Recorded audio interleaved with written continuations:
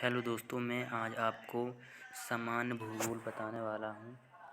तो देखिए, आज हम सौरमंडल के बारे में पढ़ेंगे। सौरमंडल का लेवल 1।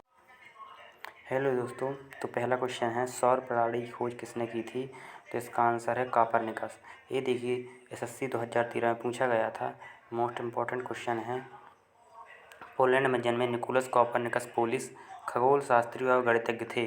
उन्होंने यह क्रांतिकारी सूत्र दिया था कि पृथ्वी अंतरिक्ष केंद्र में नहीं है। निकोलस पहले यूरोपीय खगोल शास्त्री थे जिन्होंने पृथ्वी को ब्रह्मांड के केंद्र से बाहर माना, यानी हेलियोसेंट्रिज्म मॉडल को लागू किया। इसके पहले पूरा यूरोप अरस्तु की अवधारणा पर विश्वास करता था, जिसमें पृथ्वी ब्रह्मांड का केंद्र थी और सूर्य, तारे तथा दूसरे पिंड इसके इर्द गिर्द चक्कर लगाते थे। सेकंड क्वेश्चन देखते हैं। जब तक मेरे चैनल को सब्सक्राइब कर लीजिए और लाइक शेयर कीजिए। सूर्य के चारों ओर घूमने वाले खगोलीय पिंड क्या कहलाते हैं? तो ये कहलाते हैं उपग्रह। सूर्य या किसी अन्य तारे के चारों ओर परिक्रमा करने वाले खगोलीय पिंड को ग्रह कहते हैं।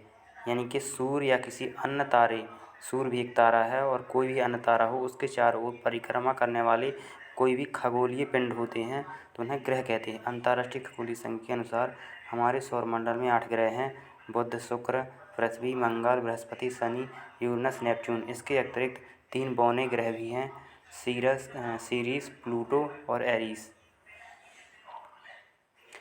किसी ग्रह के चारों ओर परिक्रमा करने वाले छोटे आकाशीय पिंडों को क्या कहते हैं?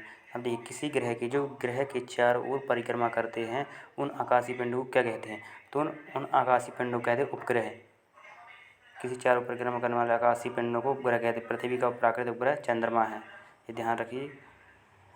ग्रहों की गति का नियम किसने प्रतिपादित किया था? तो यह केपलर। हमने पढ़ा भी था 12th में, फिजिक्स में आपने पढ़ा होगा कि केपलर ग्रहों की गति का नियम किसने दिया था? केपलर ने दिया था। देखिए, खगोल विज्ञान के केपलर ग्रहीय गति के 3 नियम इस प्रकार हैं। सभी ग्रहों की कक्षा दीर्घवृत्ताकार होती है तथा सूर्य इस कक्षा की नाभिक फोकस पर होता है। ग्रह को सूर्य से जोड़ने वाली रेखा समान समयांतराल में समान क्षेत्रफल तय करती है। ग्रह द्वारा सूर्य की परिक्रमा की कक्षीय अवधि का वर्ग अर्धदीर्घ कक्ष सेमी मेजर एक्सिस के घन के समानुपाती होता है। किसी ग्रह की कक्षीय अवधि का वर्ग उसकी कक्षा के अर्ध प्रमुख अक्ष के घन के सीधे अनुपातिक है। सौरमंडल में कुल कितने ग्रह हैं? तो सौरमंडल हम जानते हैं पहले 9 थे, बटा 8 हो चुके हैं। बुध, शुक्र, पृथ्वी, मंगल, बृहस्पति, शनि, अरुण, वरुण। सूर्य से बढ़ती दूरी के ग्रहों का क्रम क्या है? तो यह है बुध, शुक्र, पृथ्वी, मंगल। सूर्य से दूरी के अनुसार ग्रहों के क्रम: बुध, शुक्र, पृथ्वी, मंगल, बृहस्पति, शनि, अरुण, वरुण।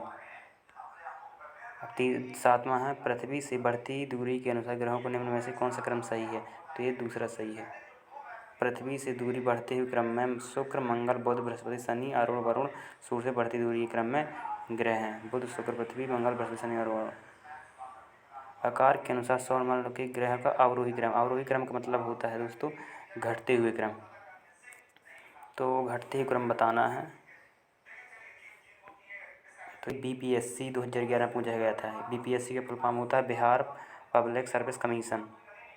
तो बीपीएससी में पूछा गया था निम्नलिखित में से कौन सौरमंडल का भाग नहीं है? बहुत इंपॉर्टेंट है निहारिका।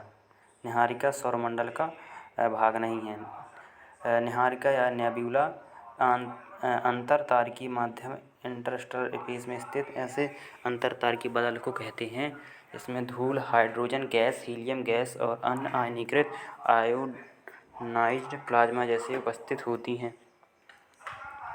सूर्य या किसी अन्य तारे के चारों परिक्रमा करने वाले खगोलीय पिंडों को ग्रह कहते हैं। खोजा जाने वाला पहला क्षुद्र ग्रह सेरेस है, जो 1819 में गिउसेप पियाजी द्वारा पाया गया था। देखिए, भी बीपीएससी 2011 में पूछा गया था। सूर्य के चारों ओर चक्कर लगाते ग्रह का वेग होता है नियत रहता है, अधिकतम होता है जब सूर्य के समीप होता है। तो यह है अधिकतम होता है जब सूर्य के समीप होता है। दूसरा वाला, सूर्य के चारों ओर चक्कर लगाते ग्रह का वेग अधिकतम होता है जब सूर्य के समीप होता है। आई होप कि आपको वीडियो पसंद आई होगी।